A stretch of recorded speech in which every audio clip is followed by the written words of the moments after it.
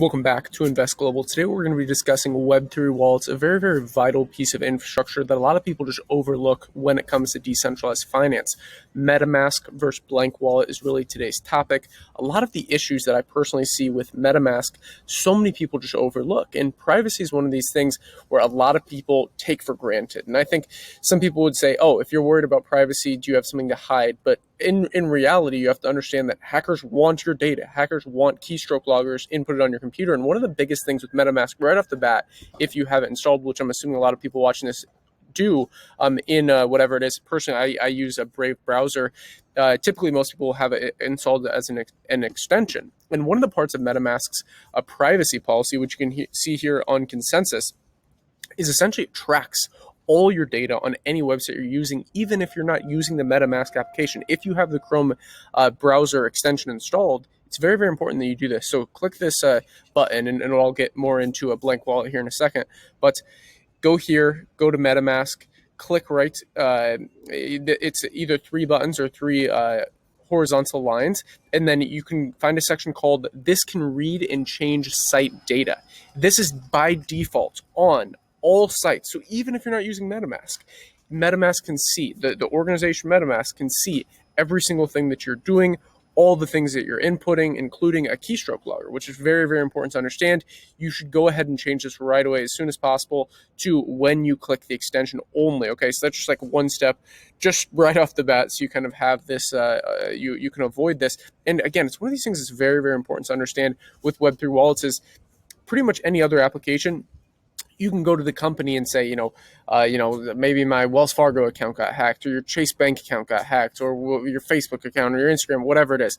Basically, Web 2 accounts and all these things, you don't have full responsibility yourself. There's some responsibility on the actual company. But with decentralized exchanges, it's all on you. If you don't know what you're doing, if you don't know how to control your privacy and really handle these things, having your own keys and knowing what the best Web3 wallets are, you're going to be a bit behind the curve. And I think, again, so many people just by default, just because it's so much less friction to just stay on MetaMask, just default to MetaMask only. And I think it's very important to take a look at blank wallets. Now, not sponsored by them or anything. This is purely just my opinion. Last time I talked about them, we had this nice dip. So I picked up a little bit right here. It's done at close to 16x from there.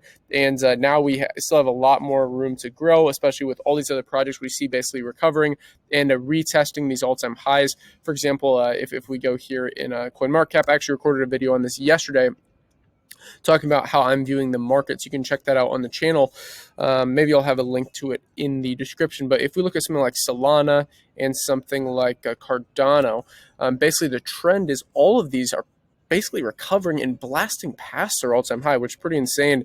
We see this with Cardano, kind of went up to retest, got rejected a little bit, but Solana is just doing incredible. Same here with Terra Lumens. I mean Terra Luna. If we pull up Luna here, you can see that this is a trend, right? Is a lot of these projects are breaking past these all-time highs, and a lot of people did not think this would happen. Now, along with this, a lot of these lower market cap projects have not even began to recover, and that's where personally I do see some opportunity in the markets.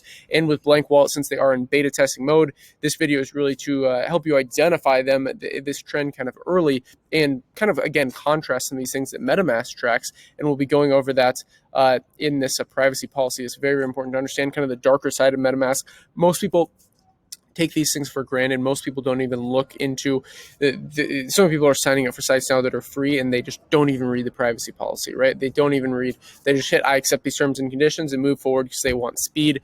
They don't really necessarily focus on privacy as much, but I highly recommend you start at least considering this a bit more. If you use the same password with these things, just simple things, use something like a password manager, like LastPass. Actually, really incredible. Uses encryption technology to manage your passwords all in one place. Really, the top quality password manager there is. It can generate a new password for every single login you have. It's a very, very long password, and it basically removes this ability to for someone to hack into things. You just take these steps, right? So at least maybe on a weekend or on a Sunday, just think about, okay, what are the things that are vital to you? Like maybe you don't care about your, like maybe you don't post videos to your YouTube channel and you don't really care if your YouTube channel gets hacked. Fine. It's okay, so be it. But with your finances, especially with crypto, where there's no one to go crying to, you're in full responsibility. It's very, very important to take these things in mind and kind of grasp the idea of holding your own responsibility in your own hands, right? So again, here with the privacy policy, I highly recommend you check this out. I will have this link down below in the description.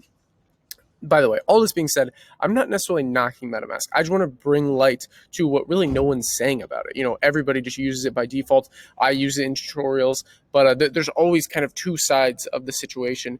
And here with MetaMask, it's very, very important to understand that they collect a ton of different things. And a lot of these, in my opinion, aren't really necessary, especially if you're going to claim to be a decentralized Web3 wallet. Contact information such as postal addresses, email addresses, and phone numbers. And again, think about the ledger hack. Now, the company didn't, or the breachers basically of the data didn't actually hack a physical ledger wallet.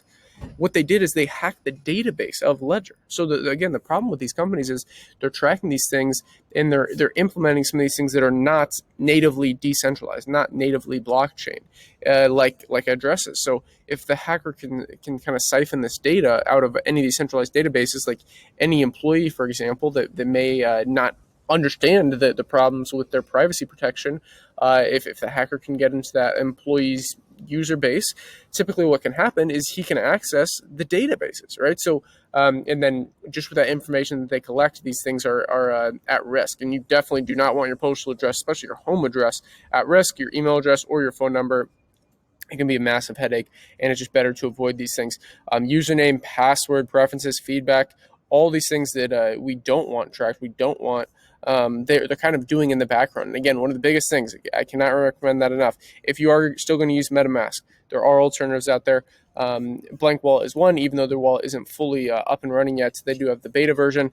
Go to MetaMask, go to the access requested, click on this can only read change sign data, and then click on when you click this extension. Okay, that is so important because again, by default, it tracks all these different data things.